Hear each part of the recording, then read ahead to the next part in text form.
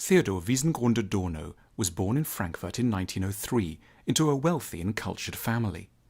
His father, a wine merchant, was of Jewish origin but had converted to Protestantism at university. Until his 20s, Adorno planned for a career as a composer, but eventually focused on philosophy. In 1934, he was barred on racial grounds from teaching in Germany, so he moved to Oxford and later to New York and then Los Angeles. He was both fascinated and repelled by Californian consumer culture and thought with unusual depth about suntans and drive-ins. Adorno was closely connected with a pioneering Institute of Social Research, also known as the Frankfurt School, which had been founded and funded by his friend Felix Weil. The institute aimed to develop a psychological understanding of the problems thrown up by modern capitalism, especially the culture and mindset it generates. Adorno drew attention to three significant ways in which capitalism corrupts and degrades us. Adorno believed that the primary focus for progressive philosophers should be the study of how the working and middle classes of developed nations think and feel, and in particular the manner in which they spend their evenings and weekends. Adorno had a highly ambitious view of what leisure time should be for. It was not to relax and take one's mind off things. Free time should be our prime opportunity to expand and develop ourselves, to reach after our better nature, and to acquire the tools with which to change society. It's a time when we might see films that can help us to understand our relationships with new clarity, or read books that give us fresh insights into politics, or listen to music that gives us courage to reform ourselves and collective life. But in the modern world, Adorno bemoaned that leisure has fallen into the hands of an omnipresent and deeply malevolent entertainment machine, which he called the culture industry. Modern films, TV, radio, magazines, and now social media seemed for Adorno to be almost designed to keep us distracted, unable to understand ourselves, and without the will to alter political reality. So, for example, the news will feed us a mixture of salacious nonsense and political stories that scramble any possibility of understanding the open prison within which we exist.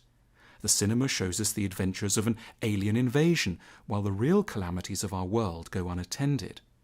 Pop music focuses relentlessly on the emotions around romantic love, suggesting that happiness can only come from meeting one very special person, rather than awakening us to the pleasures of community and of a more broadly distributed human sympathy.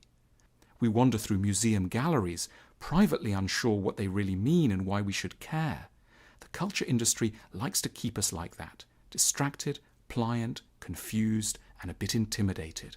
Adorno perceptively described Walt Disney as the most dangerous man in America.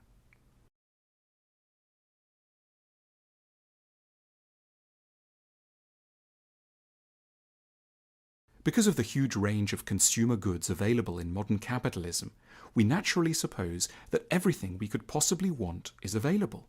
The only problem, if there is one, is that we can't afford it.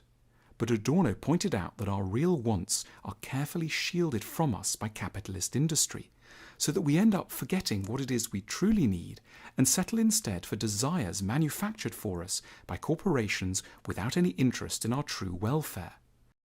Though we think we live in a world of plenty, what we really require to thrive, namely tenderness, understanding, calm, insight, community, all these things are in painfully short supply and are utterly disconnected from the present economy. When they're trying to sell us something, advertisers show us the thing that we really want and then connect it to something we don't actually need. So we can see an advert showing a group of friends walking along a beach chatting amiably, or a family having a picnic and laughing warmly together. These adverts show us these things because they know we crave community and connection. But the industrial economy prefers to keep us lonely and consuming. So at the end of the adverts, we'll be urged to buy some 25-year-old whiskey or a car so powerful that no road would ever let us legally drive it at top speed.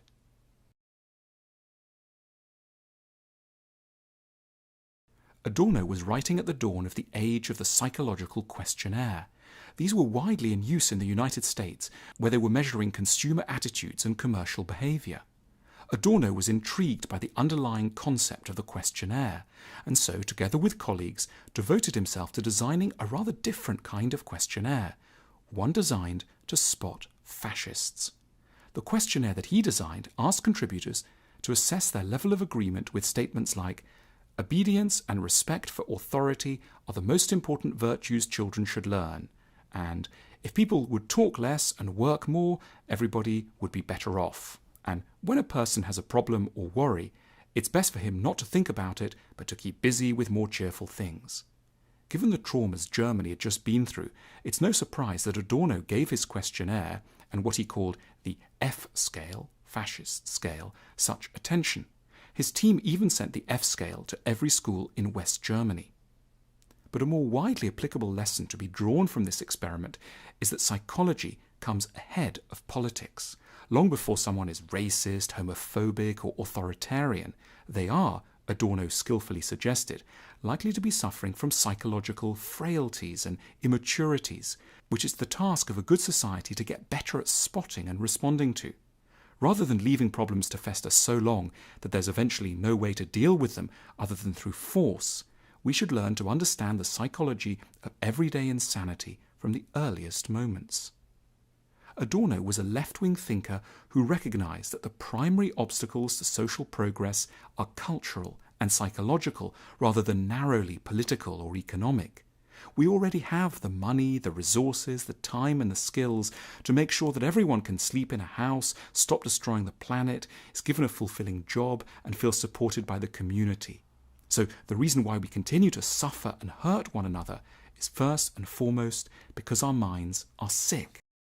This is the continuing provocation offered by the beguiling and calmly furious work of Theodor Adorno.